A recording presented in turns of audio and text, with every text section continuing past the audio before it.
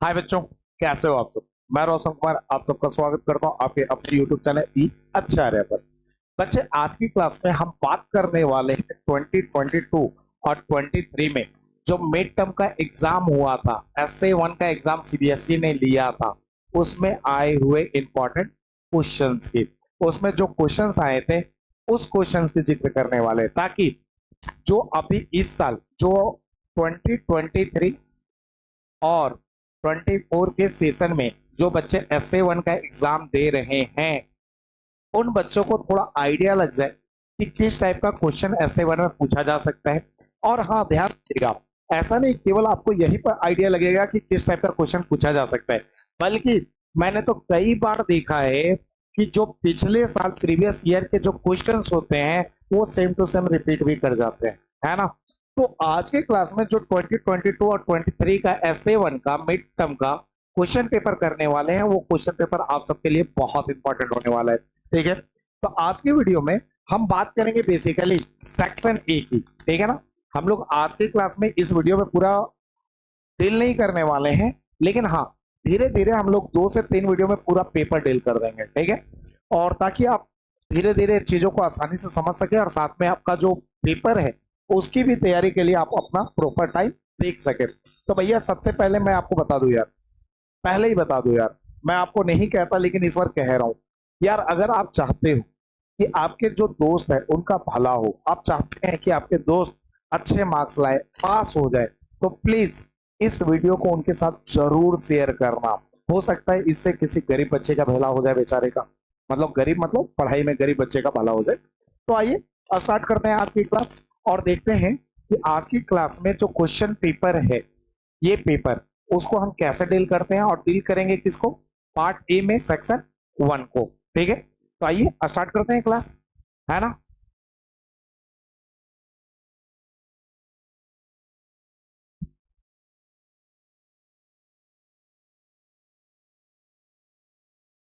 अच्छा, खुल चुका है भाई साहब। अब स्टार्ट करते हैं एक एक क्वेश्चन, और बहुत ही तेजी में इस क्वेश्चन को डील करते हुए निकलेंगे, है ना। तो हम लोगों ने क्या कहा, हम लोग बात करने वाले हैं पार्ट ए सेक्शन 1 की। तो और सेक्शन 1 का क्वेश्चन कहां से कहां तक है भैया, क्वेश्चन नंबर 1 से लेकर क्वेश्चन नंबर 16 तक। और ये सारे के सारे क्वेश्चन मल्टीपल चॉइस क्वेश्चन है। ठीक है, और सारे के सारे क्वेश्चन कितने मार्क्स के हैं, 1 मार्क्स के। तो आइए देखते हैं पहला क्वेश्चन क्या आया था आपके सामने। और हाँ, ये भी जान लो यार, ये भी पहले ही डिस्कस कर दूं, ये जो पेपर है वो मैथमेटिक्स स्टैंडर्ड का है। तो जो बच्चे बेसिक वाले हैं ना, उनके लिए भी ये इंपॉर्टेंट है। और कुछ टाइम के बाद बेसिक मैथमेटिक्स का जो SA1 का पेपर आया था उसका भी सॉल्यूशन मैं डाल दूंगा। तो ये इन दोनों बच्चों को देखना है, स्टैंडर्ड वालों को भी और बेसिक वालों को भी, दोनों के लिए ये वीडियो इंपॉर्टेंट होने वाला है ना। ठीक, चलिए देखते हैं पहला क्वेश्चन। पहला क्वेश्चन कह रहा है, if the perimeter of a circle, मतलब सर्कल का जो पेरीमीटर है, सर्कल का पेरीमीटर सबको पता है क्या होता है, सरकमफेरेंस ही होता है। मतलब सर्कल का पेरीमीटर बोलो या सरकमफेरेंस, बात तो एक ही है। सर्कल का perimeter 2πr is equal to, मतलब इक्वल टू है दैट ऑफ अ स्क्वायर, मतलब स्क्वायर के पेरीमीटर के। स्क्वायर का पेरीमीटर क्या होता है, 4 इंटू साइड, साइड को हम ए से दिखा देते हैं। आगे बोला then the respective ratio of their area is, उस टाइम बताओ एरिया का रेशियो क्या होगा। तो एक बात बताओ, कुछ मत करो यार, बहुत छोटा सा काम करो। रेडियस है, अपने जगह पे टिके रहने दो। ठीक है, ये ए मल्टीप्लाई में इक्वल के इधर गया तो क्या हुआ, डिवाइड में रहने दो, 4 रहने दिया। अच्छा, 2 और पाई, देखो 2 और पाई और आर के बीच में कुछ नहीं तो मल्टीप्लाई, 2 पाई मल्टीप्लाई में इक्वल के इधर गया तो डिवाइड, हो गया ना। 4 कटा 2 बार में, तो आर अपॉन ए कितना निकल गया, 2/5, रहने दो। अब हमें किसका रेशियो पूछा था, एरिया का। एक बात बताओ, सर्कल का एरिया क्या होता है, पाई आर स्क्वायर, होता है ना, होता है ना। अच्छा, स्क्वायर का एरिया क्या होता है, साइड का स्क्वायर, ए का स्क्वायर। अच्छा, पाई को रहने दो साइड। ठीक है, पाई और आर स्क्वायर के बीच में कुछ नहीं मल्टीप्लाई, आर का स्क्वायर है, ए का स्क्वायर है, स्क्वायर कॉमन ले लो जी, आर अपॉन ए का होल स्क्वायर। अब बताओ, पाई रहने दिया, आर अपॉन ए की वैल्यू कितनी दिख रही है, आर अपॉन ए की वैल्यू 2/पाई है, पुट कर दो, और इसका स्क्वायर। अब करना क्या है, करना कुछ नहीं है, बहुत सिंपल काम, पाई का पाई, अच्छा 2 का स्क्वायर क्या होता है, 2 × 2 4, और पाई का स्क्वायर क्या होता है, पाई स्क्वायर। अच्छा, पाई से स्क्वायर कट गया तो फिर से आ गया 4/5 आ गया ना। तो बेसिकली एरिया, जो सर्कल का एरिया है और स्क्वायर का जो एरिया है उसका रेशियो होगा 4/पाई। लेकिन 4/पाई कहीं ऑप्शन में नहीं है, फिर क्या करें? तो याद करो पाई की वैल्यू, ठीक है, पाई की वैल्यू हम सबको पता है 22/7 होती है। तो आपको क्या करना है, पाई की वैल्यू 22/7 पुट कर देना है। तो मैं इसको इधर कर देता हूं, है ना, जगह बना लो। चलो यही लिख देते हैं 4:2 यहीं से चेंज कर देते हैं, है ना। यार क्या हो रहा है? अच्छा 4 का 4 रहने दिया। पाई की वैल्यू सबको पता है 22/7 होता है। अच्छा 7 डिवाइड में ऊपर गया मल्टीप्लाई, तो ये हो जाएगा 4 × 7/22, है ना। अच्छा 2 से कट गया 4 2 बार में, और 22 11 बार में। तो फाइनली क्या आ गया, 2 × 7 14 अपॉन में कितना है 11। तो बेसिकली ये आंसर आने वाला है 14/11। कहीं दिख रहा है क्या 14/11? 14/11, हाँ जी, ऑप्शन ए अनीता सही है। तो अनीता, बबीता, चंपा, डॉली में कौन सही थी? अनीता। चलिए नेक्स्ट क्वेश्चन की ओर बढ़ते हैं। नेक्स्ट क्वेश्चन की ओर बढ़ते हैं। नेक्स्ट क्वेश्चन क्या कह रहा है? बहुत आसान, विच of the following is not an irrational number. इसमें से बताओ कौन इरेशनल नंबर नहीं है। देखो √2, रूट के अंदर प्राइम नंबर आना ये इरेशनल होता है, ठीक। √3 ये भी इरेशनल होता है, √3 ये भी इरेशनल होता है। लेकिन √9 को देखो, इस चीज को देखो, क्या इसमें से √9 को लिख सकते हैं 3 का स्क्वायर, स्क्वायर से रूट कट गया, 2 + 3 बराबर कितना हो गया 5। और जिस नंबर को रूट से निकालना पॉसिबल होता है वो इरेशनल नहीं बल्कि रैशनल होता है। तो इसमें इरेशनल नंबर कौन नहीं है? ठीक, ठीक। आगे बोला, इसी में सेकंड नंबर क्वेश्चन पूछा था, मतलब ऑप्शनल में पूछा था, ठीक है, दोनों में से कोई एक करना था। क्या पूछा था सुनो, if HCF of a, 24 = 12, LCM of a, 24 = 72, then value of a। तो आपने चैप्टर 1 में एक फॉर्मूला पढ़ा है कि दो नंबर का जो प्रोडक्ट होता है उसका एलसीएम और एचसीएफ के बराबर होता है। तो यहाँ दो नंबर कौन कौन है, ए और 24। तो ए और 24 को मल्टीप्लाई कर दो और बताओ इसका एलसीएम कितना है 72, 72, और एचसीएफ कितना है, एचसीएफ है 12, ठीक है। तो दो नंबर का प्रोडक्ट एलसीएम इंटू एचसीएफ के बराबर होता है। अच्छा 24 से 72 काटो, कितने बार में कटेगा, 3 बार में। तो देयरफॉर a = 3 × 12 कितना हो गया 36। तो a की वैल्यू कितनी होगी 36। कहीं दिख रहा है क्या? हाँ, ऑप्शन बी जो राइट आंसर। तो क्वेश्चन नंबर सेकंड में डील हो चुका है। आइए थर्ड नंबर देखते हैं। थर्ड नंबर तो देख के टिक लगा सकते हो यार। The middle most observation of statistical data is called. सबसे पहले क्वेश्चन क्या कह रहा है वो समझो। क्वेश्चन कह रहा है कि स्टैटिकल डाटा में मिडिल मोस्ट ऑब्जर्वेशन कौन होता है। तो मिडिल मोस्ट ऑब्जर्वेशन मीडियन होता है, ठीक है, याद रखना, ये याद रखना है आपको, ठीक है। चलिए अगले क्वेश्चन की ओर बढ़ते हैं। नेक्स्ट क्वेश्चन क्या कह रहा है वो सुनो। नेक्स्ट क्वेश्चन कह रहा है यदि सॉरी इंग्लिश में पढ़ते हैं। इफ p = 3 tan² थीटा, मतलब p की वैल्यू दे रखी है भाई 3 tan² थीटा, ठीक। And y = 1 + 3 sec² theta, comma then the value of y - p। y - p की वैल्यू पूछ रहा है जी। बहुत आसान है, बहुत आसान है, y - p। अच्छा y की वैल्यू बताओ, y कितना है 1 + 3 sec² थीटा, ठीक। अच्छा माइनस का माइनस, p की वैल्यू बताओ, p कितना है 3 tan² थीटा। तो p की जगह रख दिया 3 tan² थीटा। करना क्या है भैया, 1 को तो जहां का तहां रहने दो, 3 यहां भी और माइनस के बाद 3 यहां भी कॉमन ले लो। 3 कॉमन लेते हैं, यहां से 3 चला गया तो sec² थीटा बचा।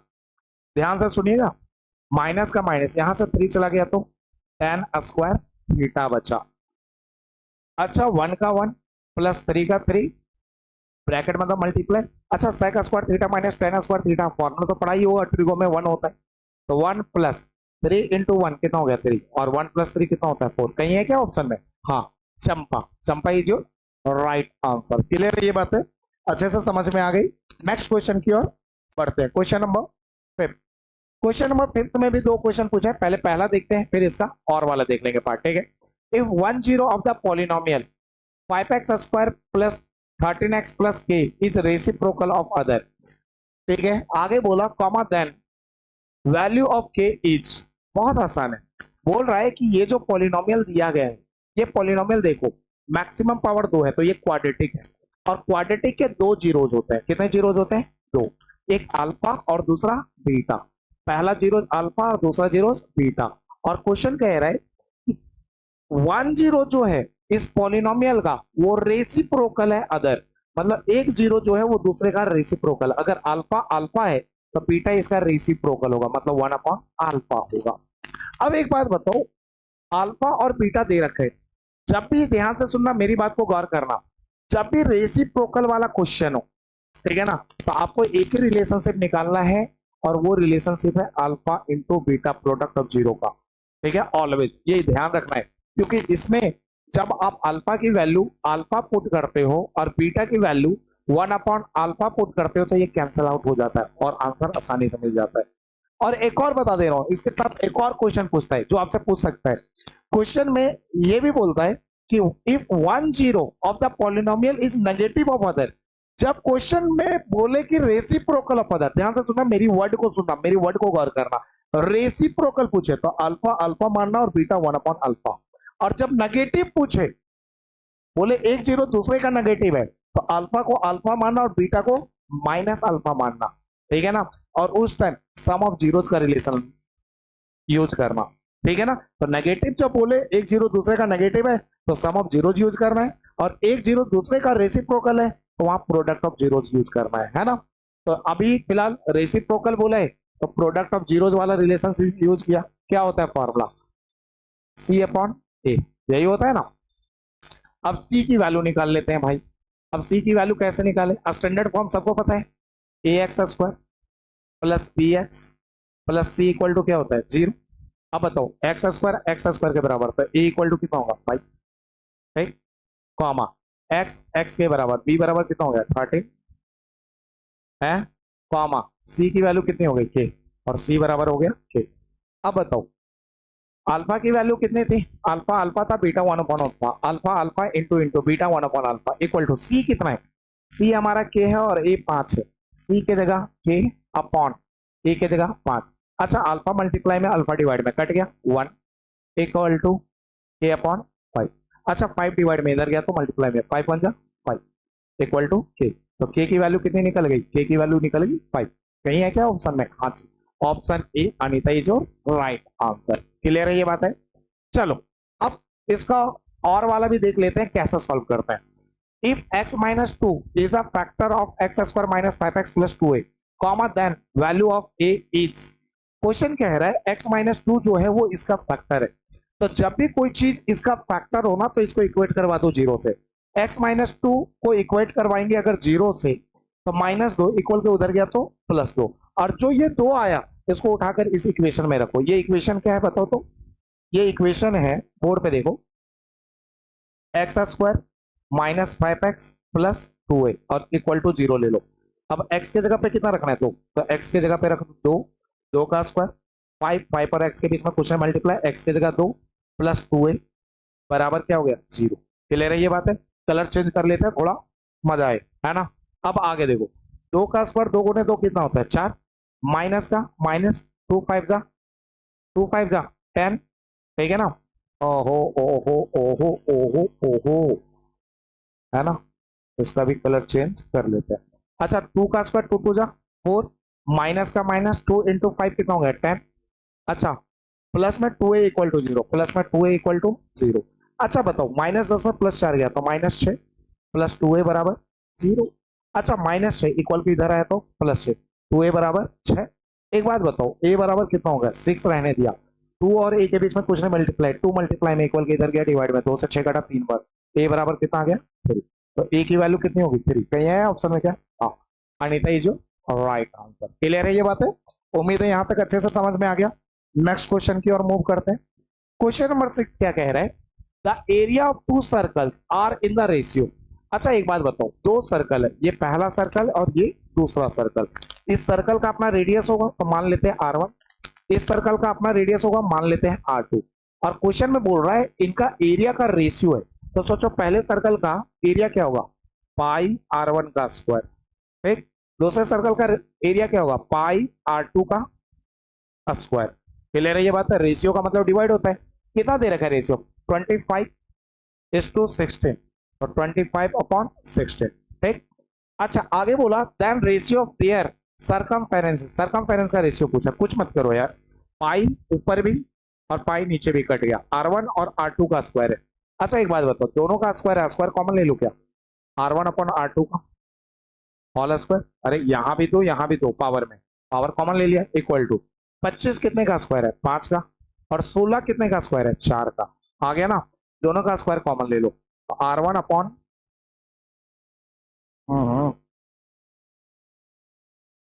R1/R2 का होल स्क्वायर इक्वल टू, दोनों से स्क्वायर कॉमन लिया तो यहाँ पे भी हो गया 5/4 का होल स्क्वायर, स्क्वायर स्क्वायर के बराबर, पावर पावर के बराबर, तो बेस इक्वल से बराबर, तो R1/R2 कितना निकल गया, 5/4। अच्छा हमें क्या पूछा था, हमें पूछा है रेशियो बताओ किसका, सरकमफेरेंस का, तो सोचो पहले सर्कल का सरकमफेरेंस क्या होता है, 2πr1, दूसरे सर्कल का सरकमफेरेंस क्या है, रेडियस का R2 है तो सरकमफेरेंस होगा 2πr2, 2π से 2π गया, R1/R2, और R1/R2 कितना है 5/4, और 5/4 को ही क्या लिखते हैं 5/4। आज हमें केवल और केवल क्वेश्चन कर रहे हैं, बातचीत ज्यादा नहीं करेंगे, है ना, तो 5/4, ऑप्शन डी जो राइट आंसर, क्लियर है ये बात है। नेक्स्ट चलते हैं, क्वेश्चन नंबर 7, देखो क्या प्यारा क्वेश्चन है यार, the mean of 11 number is 35, 11 number का मीन 35 है। आगे बोला if the mean of first 6 number is 32, बोल रहा है कि शुरुआत के पहले जो 6 नंबर है ना, ठीक है, उसका मीन 32 है। आगे बोला and that of last 6 number is 37, और लास्ट के जो 6 नंबर है उसका मीन कितना है 37 है। आगे बोला then the 6th number is equal to, देखो यार कुछ नहीं कर रहा, आपको क्या करना है, अच्छा फर्स्ट 6 नंबर का मीन कितना है 32, जब भी ऐसा क्वेश्चन हो फर्स्ट 6 नंबर का मीन दिया हो तो आपको सबसे पहले सम ऑफ फर्स्ट 6 नंबर निकालना है। तो एक बात बताओ, सम ऑफ फर्स्ट 6 नंबर निकालने आता है, पता है 6 नंबर का सम निकालना है, तो जो मीन है उसको मल्टीप्लाई कर देते हैं 6 से, तो 32 को मल्टीप्लाई कर दिया 6 से। आगे बोला and that of last 6 number is 37, और लास्ट जो 6 नंबर है उसका मीन 37 है, तो सम ऑफ लास्ट 6 नंबर, अच्छा सम निकालते हैं, मीन कितना है 37 और सम निकाल रहे हैं, तो भैया मीन को कितने नंबर का सम निकाल, 6 नंबर का, तो 6 से मल्टीप्लाई कर दो। अच्छा और आगे क्वेश्चन में एक और बात दे रखा है, बताओ क्या दे रखा है, क्वेश्चन में एक और बात दे रखा है, बताओ क्या दे रखा है, क्वेश्चन में दे रखा है the mean of 11 number is 35, अच्छा 11 नंबर का मीन दे रखा है, तो सम ऑफ 11 नंबर निकाल लो, तो सम ऑफ 11 नंबर क्या होगा, 11 को, ठीक है, जितने नंबर का मीन निकाल रहे हैं उसको उसके मीन से मल्टीप्लाई करते हैं, तो 11 को मल्टीप्लाई कर देंगे किससे 35 से, तो सम निकल जाएगा। एक बात बताओ, ध्यान से सुनो, ध्यान से सुनो, इसमें टोटल कितने नंबर है 6, इसमें टोटल कितने नंबर है 6, 6 6 12 नंबर, और यहाँ टोटल कितने नंबर है 11, तो सोचो 12 में अगर 11 नंबर घटा देंगे तो बचेगा एक नंबर, और उसी एक नंबर का जो 6th नंबर है उसी का मीन निकालने को कह रहा है, ठीक है ना। अब क्या करना है, तो करना कुछ नहीं है, 32 इंटू 6 जो भी आएगा, ठीक है, 32 इंटू, चलो मैं ही लिख देता हूँ यार, मैं ही लिख देता हूँ, मैं ही लिख देता हूँ, ठीक है ना, 6 को मल्टीप्लाई करो 32 से, 6 गुने 2 12 का, 12 का 2 बचा में 6 18 1 19 192 आएगा, सचक 42 का 2 बचा में 4, 6 18 18 और 4 कितना हो गया 18 और 4 22, अच्छा इसको मल्टीप्लाई 11 5 55 का 5, 11 3 33 और 5 38, ठीक है ना।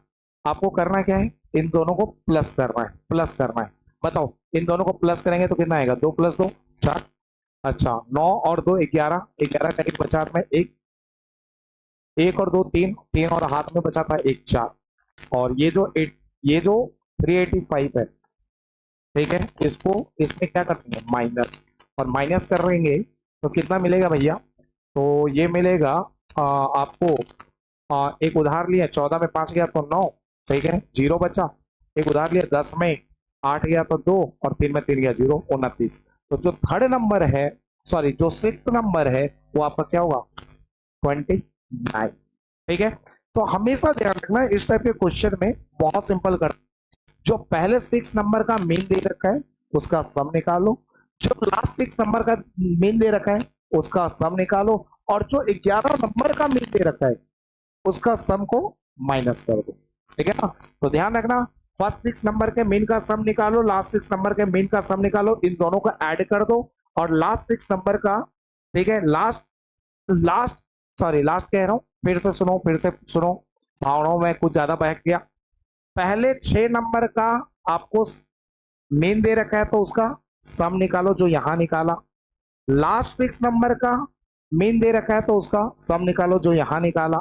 फिर जो 11 नंबर का मीन दे रखा है वो निकालो, ठीक है, उसके हिसाब से सम निकालो और उसको माइनस कर दो, आपको आंसर मिल जाएगा। क्लियर है ये बात? अगले क्वेश्चन पे चलते हैं। अगला क्वेश्चन तो बहुत आसान है। Mid point of line segment joining points -4, 5 and 6, -7। अच्छा एक बात बताओ, मिड पॉइंट निकालना है जी, मिड पॉइंट, ठीक है ना। तो एक बात बताओ, ये लाइन सेगमेंट दो पॉइंट को ज्वाइन कर रहा, -4, 5 और दूसरा 6, -7। अब मिड पॉइंट निकालने का फॉर्मूला पता है ना, पहला वाला और पहला वाला इन दोनों को जोड़ो और 2 से डिवाइड करो, मिड पॉइंट मिल जाएगा इसका। तो 6 में बताओ 4 घटाया तो कितना आया 2, अरे 6 में -4 है ना, तो 6 में 4 घटाया तो कितना आया 2 अपॉन में 2, 2 से 2 घटा 1, और मिड पॉइंट में पहला पॉइंट होगा 1। दूसरा, ठीक है, अच्छा -7 और प्लस में 5 करो, -7 में +5 किया तो -2, -2 को भी 2 से डिवाइड करो, कितना कटा 1, तो ये आएगा -1। तो मिड पॉइंट होगा 1, -1। 1, -1 कहाँ दिख रहा है? डी। अच्छा अगला क्या बोला है, अगला जो और में बोला है, ये तो बहुत प्यारा क्वेश्चन है और इस बार के लिए भी बीबीआई मार्क कर लेना, बहुत इंपॉर्टेंट क्वेश्चन है, ठीक है ना, बहुत इंपॉर्टेंट। क्या कह रहा है, the consecutive vertices of a parallelogram are. देखो एक पैरेललोग्राम है साहब, तो एक पैरेललोग्राम बना लेते हैं हम, ठीक है ना। इसके लगातार वर्टेक्स दे रखे हैं, पहला है 1, -2, ये वर्टेक्स है 1, -2, चलो इसका नाम ए रख लेते हैं। अच्छा दूसरा है 3, 6, चलो बी रख लेते हैं, 3, 6, ठीक है। अच्छा तीसरा पॉइंट है सी, सी कितना दे रखा है 5, 10, ठीक है। अच्छा और आपको क्या बोला, then the coordinate of fourth vertex are, तो बोल रहा है ये जो चौथा वर्टेक्स है ना इसका कोऑर्डिनेट निकाल, देख कितना आसान है। आप यहाँ पे जो भी कोऑर्डिनेट होगा वो x, y होगा जनरल फॉर्म। जब x निकालना हो तो आपको क्या करना, सामने देखो, देखो पड़ोसी वाले x को जोड़ना है और सामने वाले को घटाना है। बताओ इस, ये जो कोऑर्डिनेट, ये जो पॉइंट लिखा गया है इसका पड़ोसी x कौन है, इसका पड़ोसी x ये, या तो ये मिलेगा, अरे पड़ोस में इसके ये रहता है और पड़ोस में इसके ये रहता है, इसको छोड़ दो। तो बताओ x निकालना है तो किसको किसको ऐड करें, एक 1 को और एक 5 को, 1 + 5 ऐड कर दिया और सामने वाले x को घटा दो। बताओ इसके सामने, घर के सामने कौन रहता है 3, 3 को घटा दिया, तो 1 + 5 6, 6 में माइनस किया 3, तो 3 आएगा, x की वैल्यू 3 हो गई। अब चलो y निकालते हैं, है ना, y निकालना है तो सामने इसके पड़ोसी वाले y को जोड़ो, इसके पड़ोस में कौन रहता है y में, यहाँ -2 है तो यहाँ होगा -2। अच्छा इसके पड़ोस में y में कौन रहता है, यहाँ 10 है तो 10, और सामने वाले y को घटा दो, इसके सामने में y में कौन रहता है, यहाँ 6 है तो 6 को घटा दिया। बताओ तो 10 रहने दिया, -2 और -6 -8, 10 में -8 गया तो कितना बचा 2, तो कोऑर्डिनेट होगा 3, 2, x की वैल्यू 3, y की वैल्यू 2, 3, 2 कर कितना रहेगा 3, 2, हाँ ऑप्शन सी जो राइट आंसर। ठीक है, ये बहुत आसान तरीका है क्वेश्चंस को करने का, नहीं तो इस क्वेश्चंस को करने में कम से कम कॉपी का एक पेज तो जाता ही जाता है ना। तो आप ऐसे आसानी से विद इन सेकंड में डील करके आगे बढ़ सकते हो। अब क्वेश्चन नंबर 9 में आते हैं। If triangle ABC similar to triangle DEF, बोल रहा है कि एक ट्राइंगल है, बना देते हैं भाई, कुछ ज्यादा ही बड़ा बना दिया लेकिन चलो कोई बात नहीं चलेगा। बोल रहा है ट्राइंगल है एबीसी, वो सिमिलर है, किसके सिमिलर है, डी ई एफ के सिमिलर है ना। तो एक ट्राइंगल एबीसी है जो सिमिलर है डी एफ के, ठीक, बीई एफ के सिमिलर है। ठीक, ये दोनों ट्राइंगल सिमिलर है। आगे बोला 2AB इक्वल टू DE दे रखा है और BC equal to 8 centimetre, then EF equal to. अच्छा एक बात बताओ, ट्राइंगल ABC सिमिलर है ट्राइंगल DEF के, तो आपको पता है क्रॉसपॉन्डिंग पार्ट रेशियो में होता है। यहाँ AB और DE की बात चल रही है, तो बताओ इस ट्राइंगल में AB के क्रॉसपॉन्डिंग कौन है? DE। तो हम क्या करेंगे, हम बहुत सिंपल काम करेंगे। ठीक, यहाँ पे लिखेंगे AB, इधर से क्या उठाया AB के क्रॉसपॉन्डिंग कौन है? DE नीचे, इक्वल टू इधर से। अच्छा बताओ BC 8 का दे रखा है, तो यहाँ पे BC के क्रॉसपॉन्डिंग कौन चल रहा है? EF। तो इधर से अगर BC उठाएंगे तो इधर से EF, है ना, और हमें EF भी फाइंड करना है। तो बताओ ध्यान से सुनना बेटा, DE किसके बराबर है? DE बराबर है 2AB के। ठीक, तो AB की जगह पे AB रहने दिया, DE बराबर है 2AB के रख दिया, इक्वल टू BC कितने का है? BC 8 का है, तो BC की जगह 8 अपॉन में EF। अब देखो जो कट रहा है काट दो, AB से AB कटा एक बार में, क्रॉस मल्टीप्लीकेशन आता है कर दो, 1 इंटू ओ ओ ओ ओ ओ ओ, यहाँ पे EF है ना। अच्छा 1 इंटू EF क्या होगा? EF। और एक बात बताओ, 2 को मल्टीप्लाई किया किससे? 8 से, 2 गुने 8 16। क्या EF की वैल्यू 16 दे रखा है कहीं? EF की वैल्यू हाँ 16 सेंटीमीटर। क्लियर है ये बातें? तो D भी हमारा डन हो चुका है। अब चलते हैं 10th number question. 10th number question क्या कह रहा है वो सुनो। The pair of linear equation kx plus 8y equal to k, 2x plus 16y equal to k plus 1 has infinitely many solution if k is equal to। अच्छा एक बात बताओ, जब इनफाइनाइटली मेनी सॉल्यूशन होता है तो आपने कंडीशन पढ़ा होगा कि A1 upon A2 equal to होता है B1 अपॉन B2 पे, ये इक्वल टू होता है C1 अपॉन C2 पे। ये तो पढ़ा ही होगा, सबने पढ़ा ही होगा। अब सबका A1 A2 B1 B2 C1 C2 निकाल लेते हैं और उसके बाद पुट कर देते हैं। बताओ पहला इक्वेशन ये है, तो ये होगा, यहां से कंपेयर करते हैं A1x plus B1y plus C1, यही हो गया ना। अच्छा रुक जाओ रुक जाओ रुक जाओ रुक जाओ रुक जाओ रुक जाओ रुक जाओ रुक जाओ रुक जाओ, पहले इसको स्टैंडर्ड फॉर्म में लाते हैं ना। पहला इक्वेशन यही है, क्या था? kx plus 8y equal to k। अच्छा बताओ प्लस के इक्वल की इधर आए तो minus, kx plus 8y minus k बराबर 0। स्टैंडर्ड इक्वेशन बताओ, a1x plus b1y plus c1 equal to 0। x के बराबर a1 इक्वल टू कितना हो गया? a1 equal to k। ठीक, y बराबर b1 इक्वल टू कितना हो गया? 8। अच्छा c1 बराबर कितना है? c1 बराबर हो गया माइनस के। ठीक, a1 b1 c1 हो गया। दूसरा इक्वेशन क्या है वो भी लिख लेते हैं। सेकेंड इक्वेशन है 2x plus 16y equal to k plus 1, यही है ना, ब्रैकेट में लिखना। अब ले जाओ 2x प्लस 16y, अच्छा k प्लस 1 के आगे कुछ नहीं, प्लस इक्वल के इधर आया तो minus, k plus 1 equal to 0। Standard equation a2x plus b2y plus c2 equal to 0। x के बराबर a2 इक्वल टू 2, ठीक है, कॉमा y बराबर b2 इक्वल टू 16 और c2 इक्वल टू माइनस में 8 प्लस 1। ठीक है, अब सबकी वैल्यू रख दो। a1 की वैल्यू बताओ, a1 k है, a1 की जगह k। a2 बताओ, a2 2 है, a2 की जगह 2 इक्वल टू b1 बताओ, b1 कितना है? b1 8 है, b1 की जगह 8। b2 बताओ, b2 16 है, b2 की जगह 16 इक्वल टू c1 बताओ, c1 माइनस के है, c1 की जगह माइनस के। और c2 बताओ, c2 क्या है? माइनस में k प्लस 1।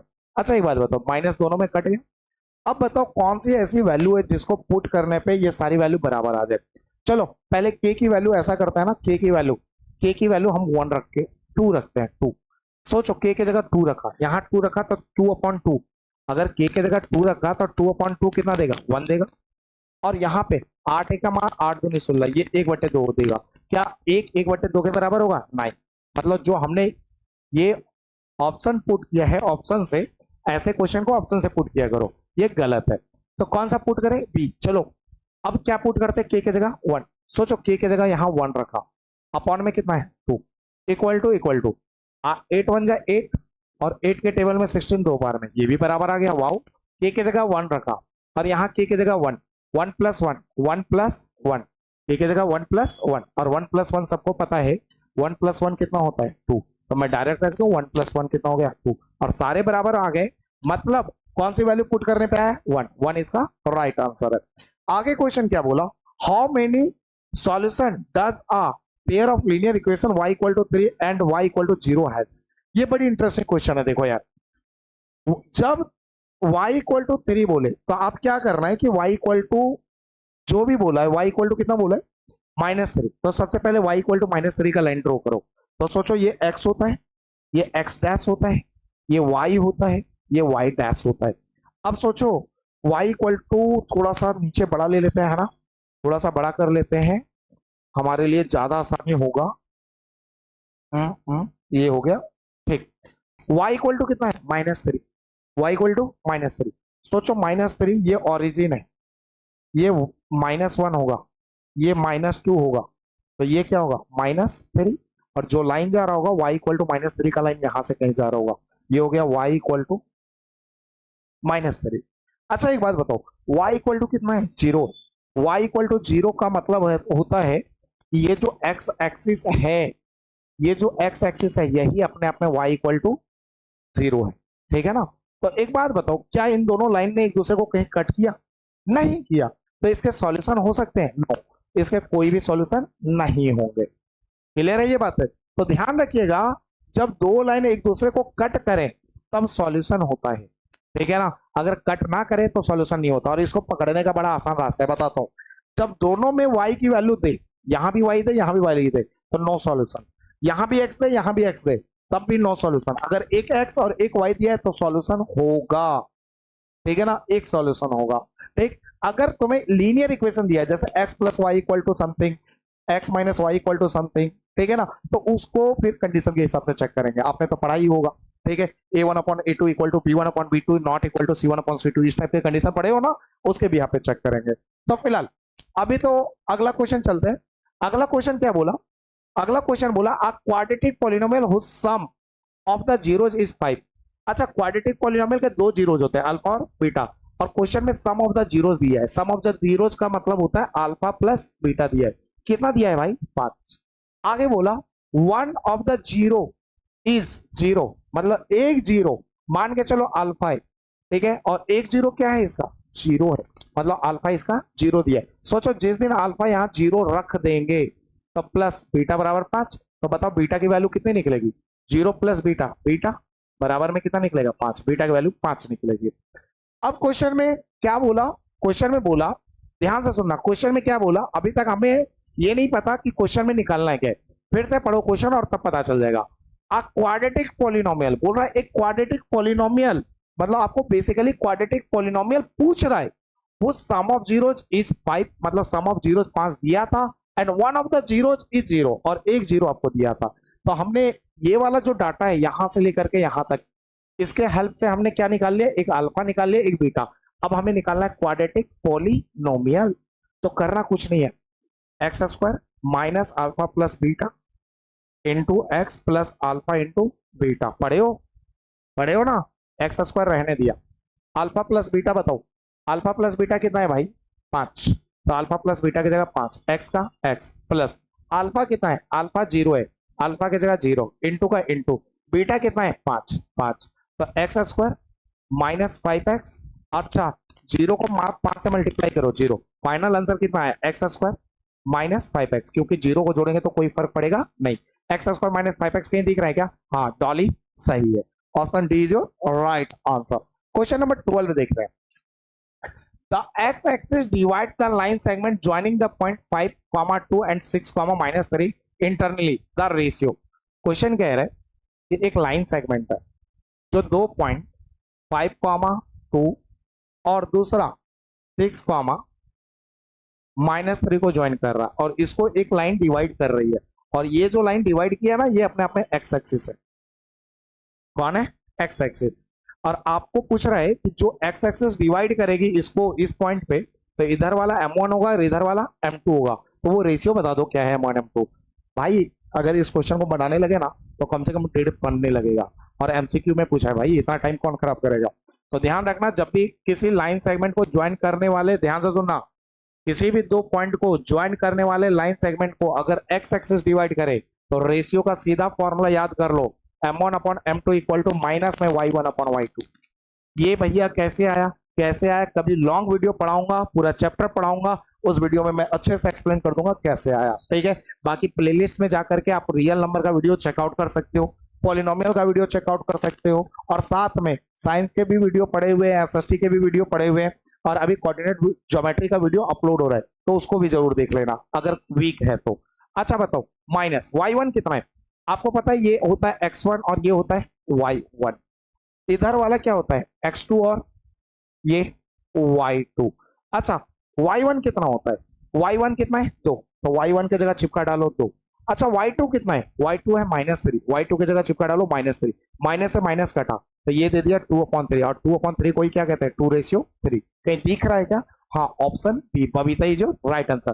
ध्यान रखना, जब x एक्सिस डिवाइड करे तो m1 अपॉन m2 होता है -y1 अपॉन y2, और जब y axis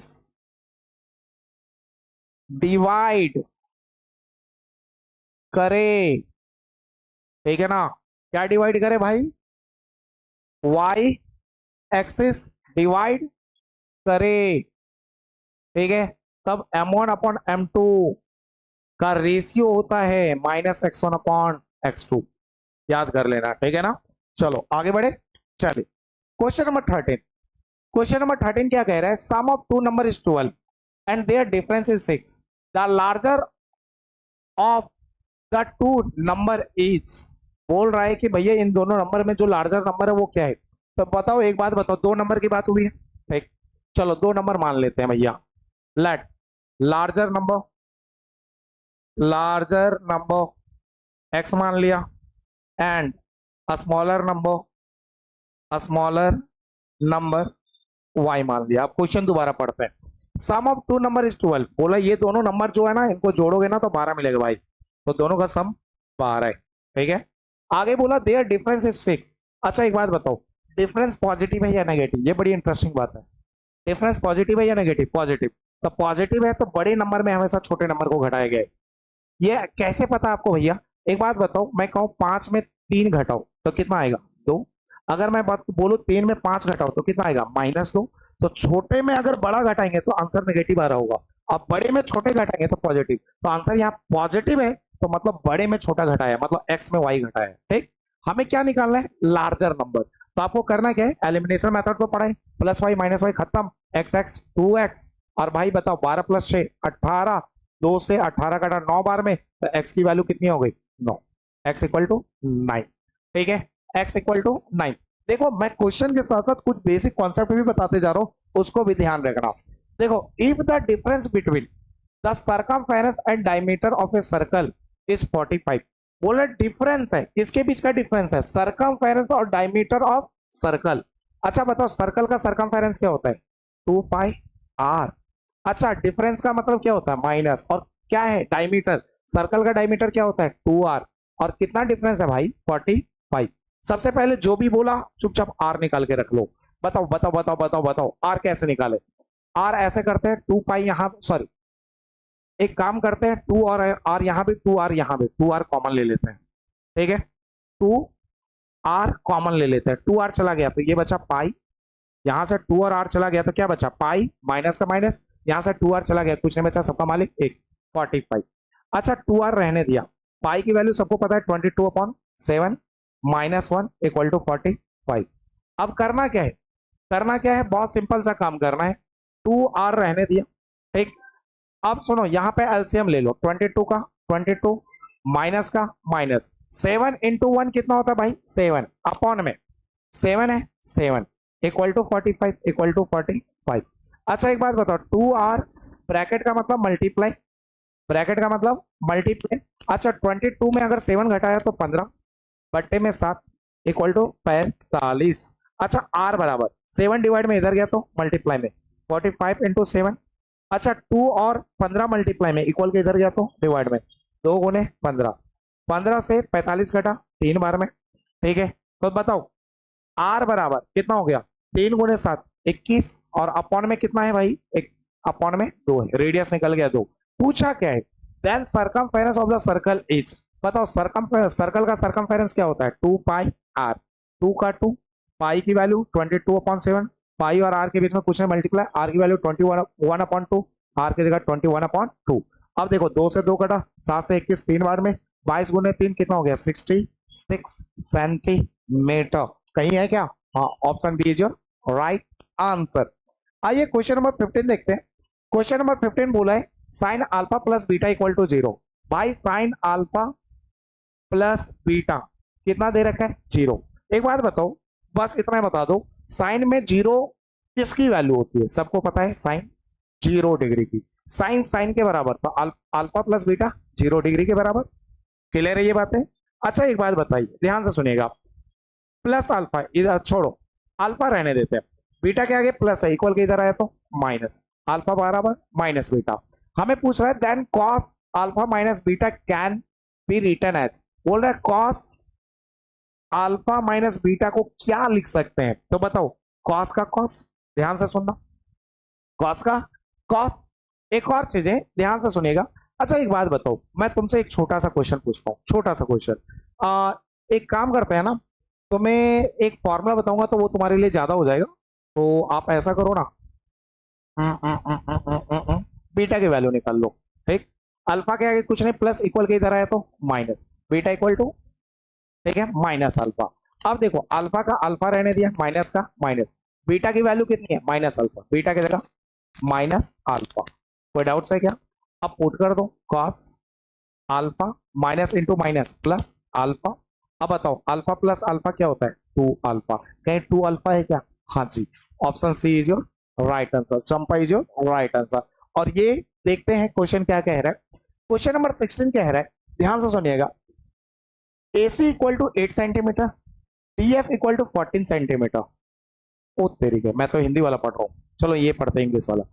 it is given that triangle ABC similar triangle DFE, देखो बना लेते हैं सबसे पहले ट्राइंगल, एक ट्राइंगल बनाया, एक ट्राइंगल बनाया, और क्वेश्चन में क्या बोला, क्वेश्चन में बहुत सिंपल लाइन बोला कि दोनों, ये ट्राइंगल ABC है और DFE है, D, अच्छा ए के सामने D है, B के सामने F है, तो A के सामने D, B के सामने F, और C के सामने E है तो C के सामने E।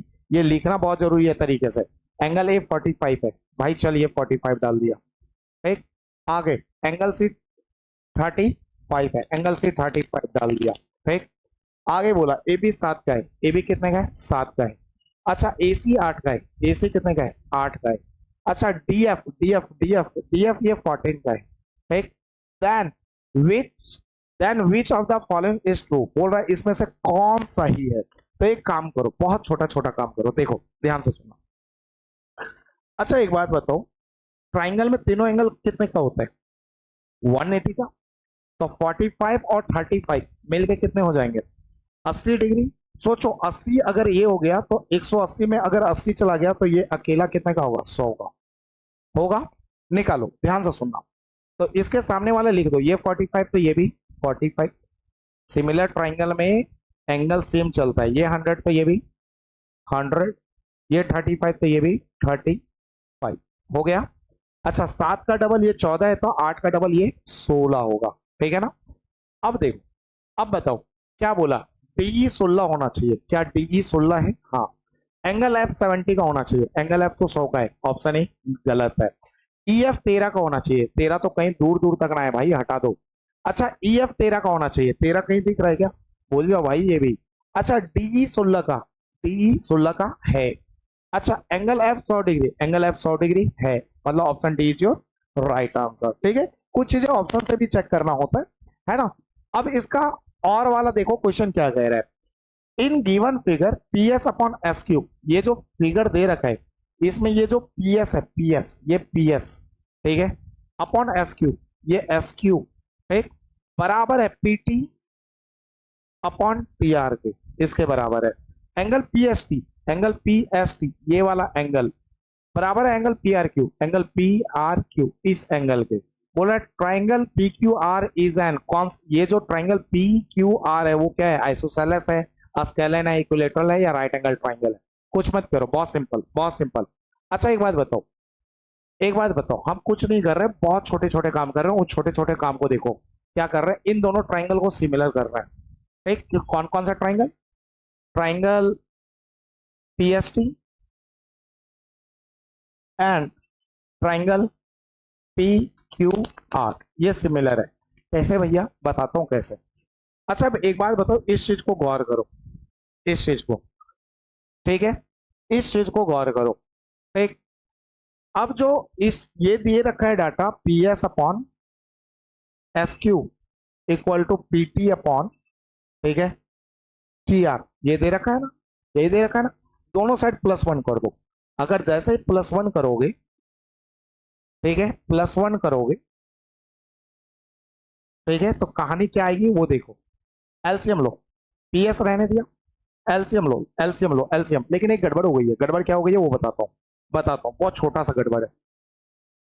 आप +1 ऐसे मत करो, +1, हमें इस ट्राइंगल में पीएस चाहिए, तो जिसको बचाना होता है ना उसको हमेशा लाइन के नीचे रखते हैं, तो इसको रेसिप्रोकल मारो, एस क्यू अपॉन पीएस कर दो, तो इसको भी रेसिप्रोकल मारो, पीआर अपॉन पीटी, क्योंकि रेसिप्रोकल होता है तो दोनों साइड होता है भाई।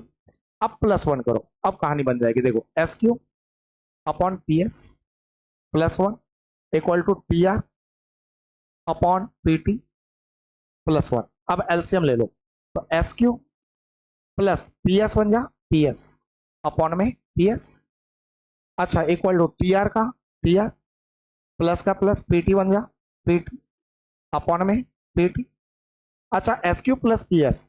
अच्छा एक बात बताओ, ये वाला एस क्यू और प्लस में पीएस जोड़ेंगे तो क्या मिलेगा, पी क्यू मिलेगा, तो S Q plus PS P Q दे दिया, अपॉन में पीएस है, ठीक है, equal to TR plus PT, ये है टीआर और ये है पीटी, टीआर प्लस पीटी क्या देगा, PR, TR plus PT PR देगा, अपॉन में पीटी। अब फिर से इसका रेसिप्रोकल मारो, जब दोबारा इसका रेसिप्रोकल मारोगे तो पीएस ऊपर जाएगा और पीक्यू नीचे आएगा, इधर भी रेसिप्रोकल होगा, पीटी ऊपर जाएगा और पीआर नीचे आएगा। अब देखो, जब हम इस ट्राइंगल में काम कर रहे हैं, इस ट्राइंगल में क्या कर रहे हैं, ओ तेरी है, ठीक है, इस ट्राइंगल में हम क्या कर रहे हैं, काम कर रहे हैं।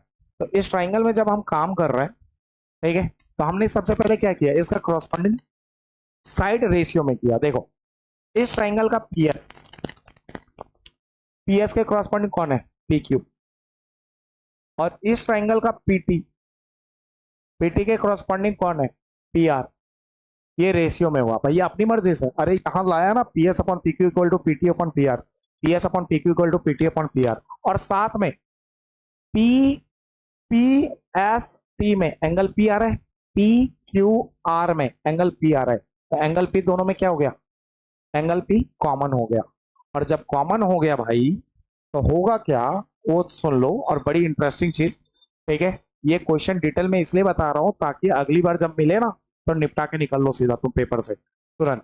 तो जैसे कॉमन हो गया तो साइड एंगल, साइड से ट्राइंगल क्या हो गया, similar, triangle P S T similar हो गया, ट्राइंगल पी क्यू आर के सिमिलर हो गया, और सिमिलर होते ही एक बात गौर करो, जो एंगल एस है, एंगल एस, ये एस किसके बराबर होगा, क्योंकि, तो एक बात बताओ, यहां पे देखो, यहां पे देखो, एस कहां है, एस ये है, यही है ना, अरे कहां चला गया कलर भाई, चेंज हो जा भाई।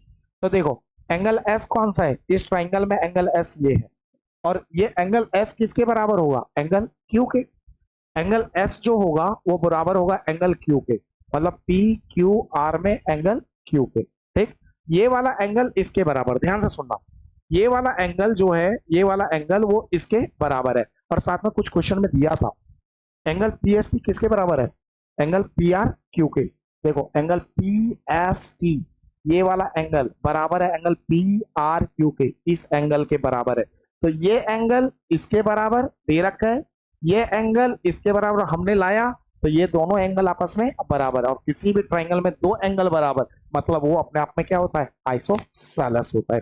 तो आज के बाद ये याद रखना है कि आपको ये 1 नंबर क्वेश्चन में इतना कॉन्ग्रेंट नहीं करना, आपको बस ये ध्यान रखना है कि दो ट्रायंगल जब देना, ये ऊपर वाला नीचे वाला, इतना बट्टे इतना बराबर, इतना बट्टे इतना, तो ध्यान रखना ये ट्रायंगल हमेशा सिमिलर ही होता है।